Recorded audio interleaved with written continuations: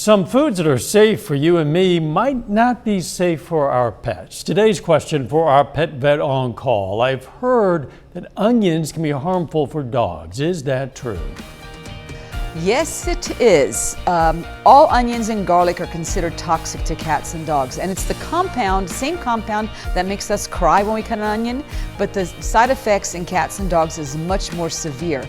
Anything from vomiting to irregular heart rate to destruction of red blood cells that can be fatal. It can be really, really bad. Now, does that happen every time to every dog? Probably not. Here quite a few years ago, we used to give garlic to repel fleas, and those are the dogs that probably pay the price for what we know now. So it's always better to stay safe than be sorry. Just stay away from it. We invite questions from anyone. If you have a question, just send it to Petvet, KOAMTV.com. Dr. Eva Dudek from the Parsons Pet Hospital answers a different question. What brings us a fun fact every Wednesday on KOAM News at 5. You can also find answers to previous questions on our website.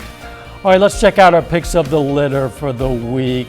Yeah, look at this. From the Joplin Humane Society, we've chosen this Shepherd mix, a male puppy. His name is Once.